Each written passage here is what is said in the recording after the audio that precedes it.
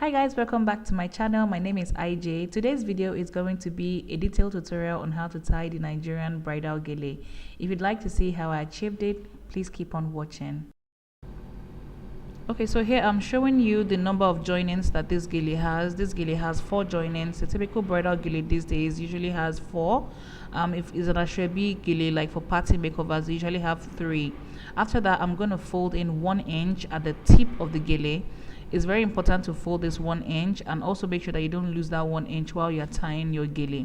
Now for the measurement of this gele, we usually have 45-55, but what I do is I start by dividing the gele into equal halves, and then I put the center of the gele on her head, at the middle of her head as well, and I have her press it down for me at the 2 ends of the ears.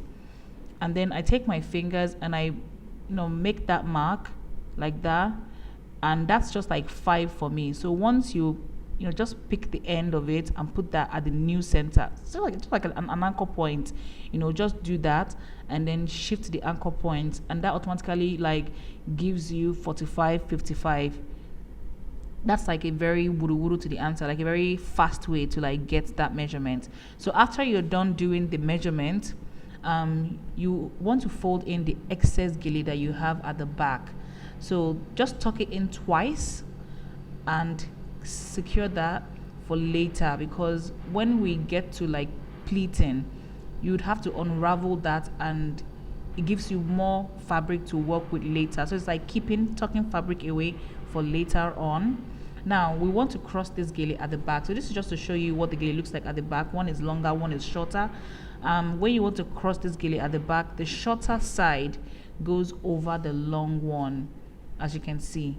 So when you cross that, make sure you cross it very tight, and then have the model hold onto the long side while you are holding on to the short side. Don't cross and leave it. I'm holding on to the short side and then I'm going to bring it over. So that's what I'm doing now. I'm bringing over the short side. I'm holding, the model is holding on to the longer side. Now I'm going to arrange this short side from the right side to the left side, because that's the direction I feel more comfortable working with. So now what I'm going to do with pleating is I'm going to pleat from the left side to the right side. Some people pleat from the right side to the left side, but this is easier for me to work with. So once you pleat at the tip of the left side, you want to raise your hand up and pull that pleat. You understand? See what I'm doing? So raise your hand up. Wait 1 second. So raise your hand up and pull on the pleats. You understand? So pull the pleats, raise your hand up and pull the pleats. I'm going to repeat this a few more times. I think I'm going to pleat about 7 on this shorter side before I cross with the longer part, and then we'll continue the pleating process. One thing I want you to note is that when you are pleating and you are raising up your hands like that, you need to put pressure on that left hand that you are raising up. Put pressure on it so that the gele is tight and it stretches the gele and you don't have folds, unnecessary folds. You want these things to lay on each other nicely. If you pull your hand, the model will pull their head in the other direction, you understand, and it makes it tight. Now I'm done pleating the left side, the shorter side, and I have all my pleats aligned. I think I did about 6-7 pleats on this short part. So now I'm going to cross with the longer part that the model is holding. While crossing this part, you need to make sure that the crossing is as secure and tight as possible. Don't be afraid of the gele. Nothing is going to happen to the gele. Fine, all the stones will fall off. But obviously, you need to achieve a tight and secure gele. So now I'm going to cross with the 1 inch part of the longer part. You need to watch out for that. I'm going to show you that now. As you can see, that 1 inch is still there. Yeah, that 1 inch is still there. So I'm going to take that 1 inch part of that gele and pull it taut. So I'm using that to cross that short part. because from here onwards she's not going to hold the gele anymore, so that gele has to stay by itself. So the pressure you put on it is what's going to determine if that gele falls or it's going to stay.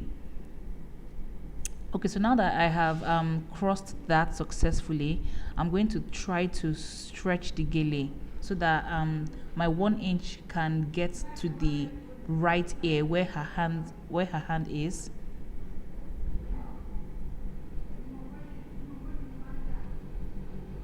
Okay, so now we bring that down, and then like I said before, I'm going to continue that pleating process. So this time around I'm going to be pleating from the right to the left side.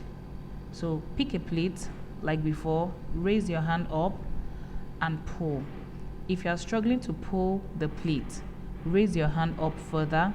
But the thing is, while you are raising your hand up, you need to pull your hand in that direction, like pull your hand so that the gele is tight. You don't want that gele to feel like it's loose, because you understand, I'm pushing, the arrow is showing it, so pull your hand in the other direction so that that gele doesn't loosen up on you. So I'm going to continue with the pleats like that. I'm going to do a few more on this side as well before we move to the next step. If you are sort of like losing pleats, take your time. You can have the model hold it for you while you arrange some things. It doesn't have to be, you don't have to rush it, just take your time while doing it. So for the first for the shorter part I pleated 7, and for the longer part I pleated 6 pleats. So now I'm going to unravel at the back. Remember the excess gele that we tucked away at the beginning? Now you have to unravel that gently so that you don't pull the pleats that you've already arranged at the front. So once you're done unraveling that gele, you're going to have to pull this gele out. She's holding one side for you, the other side she's not holding. So pull it out at the edge. You should see the gele coming out just like it's doing. Now you have a lot more to work with. So now at this point we're going to pleat the rest of the gele all the way to the top.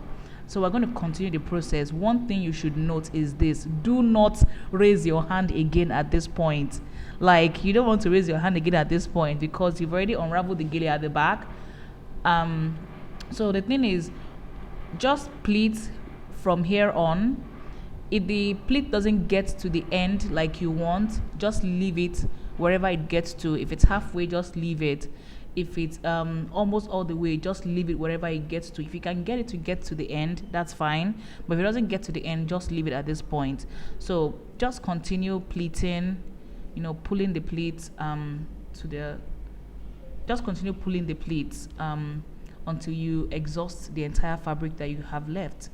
And then would continue on how to get all the other pleats arranged. So that's what I'm going to do now. So with this process also, you want to take your time. You want to make sure that you pick really distinct pleats so that when you are doing your finishing touches, you don't lose any pleats in the process.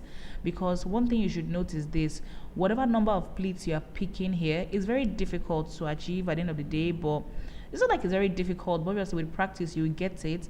But the thing is, whatever number of pleats you are doing here, if you pleat, like, let's say 10 from this point onwards, from this right side, by the time you are finishing up the pleats at the left side, you need to have 10 also. You understand? You don't want to start with 10 pleats, and by the time you are finishing up your pleats at the left hand side, you are losing pleats in between. So you need to make really distinct pleats. Don't make the pleats too big. Don't make them too tiny that you might struggle to pick them out while you are going on. So just pick distinct pleats and then take your time with arranging the pleats as well. So that's what I'm doing now. I'm pleating and I'm dropping like at the center of her head or slightly past the center of her head. So, and then I'm going to follow up with that later. So once I'm done pleating all the fabric I have, I'm going to have her hold onto that side for me while I focus on getting the remaining pleats down. Now when it comes to picking, don't drag. Pick the pleats, like just try and pick them. Like, if you can see what I'm doing, just try and like It's like a selection. Just pick them. Don't slide it down. Don't drag it down. So now just look at what I'm doing here. I'm trying to push the pleats up so that I can see the pleats that I selected. So what I'm doing is, these pleats that I'm trying to pick here, it has to get all the way down. If I pick 1 2 3 4 5 6 7 8, that I can see 3 4 5 6 7, I think, you have to follow through with that by the time you're getting to the left hand side. You understand? So like, you need to pick them. Don't drag it down. Don't do wuru and drag it down, because in the process you might lose volume. And then also look at how I'm pushing the gele back and holding it with my hands. The placement of my hand is very important there. Like, I'm holding it, I'm not squashing the gele in any way, I'm just holding onto it and trying to pick the pleats all the way to the end. So that's what I'm doing. It takes a while, so you have to be really patient with the process. Like, my hands were killing me as well. Like, my arms were killing. I was already tired of, I was tired, because obviously I knew where I was going to, but like, it gets really tough. Now at the side there was excess gele I had, and I'm trying to show you how you can sort of like take back that excess gele you have right here. See, right there. So once I pull that goes in, pull that, and that goes in. You pull that goes. So after that, you come back to the front and you try to arrange the gele at the edge. So once that is done, I move to the back of the gele, obviously, and I start to arrange the back to prepare it for tying. So what I do is this: from that end right there, don't roll it with it, because if you roll all that up with it, all the pleats you have, like the first set of pleats you have, will just suck it. You just suck everything inside. Whoop. So anyway, so just roll it and then leave that section out of it so that you don't mess up the gele at the front. And then I went back to the other side to start working these pleats to this side. So now once I get the pleats all the way, so the thing is that I'm tying at that end right there, so I'm trying to work my pleats to that end. Don't put it at the back of the head, no. So I'm trying to get to the side of her head where she's holding that other one I folded, and I tied everything there. So once I did that, I'm going to come back to the front and I'll continue arranging my pleats. So you want to check with your model if it's tight enough. You don't want to over tie the gele for it to be too tight. It's going to give the model a headache. So you want to always check with them if it's fine before you continue. So I'd also want to re-emphasize that when you are picking your pleats, don't drag it, like just pick it the way I'm doing right now. And then also please note the other hand, that's my left hand, it's holding the pleats I've already worked on securely. If you remove your hands from there and you're pleating, you're going to end up flattening the entire gele. It's not going to have the kind of height that it should have. So once I'm done, I'm going to try and pin away the excess I have right there with an office pin, or the regular pin that we use to hold our gele down and stuff like that. So that's pretty much it for this gele. I'm just gonna start doing finishing touches to it, touching some pleats that I feel like are not arranged properly and all that, and that's pretty much it. The gele takes a lot of patience and perseverance, especially when it comes to picking those pleats. They can get really frustrating. You just want to pull the gele and pull the pleats, but just keep at it because the end result is always so satisfying. Please let me know if you enjoyed this video. I really enjoyed shooting this video. I shot it twice. The first time around it wasn't so great, so I decided to do it again. Let me know in the comment section if you tried this tutorial and what your challenges are. If you have any questions, you can drop them down in the comment section below and I'll be sure to answer them. Please follow me on my social media platforms. It's Makeup by Aijay on Instagram, on Twitter, and on Snapchat. And also, on the final note, please subscribe to my channel, share this video with your friends and your loved ones, and I'll see you guys in my next one. Bye.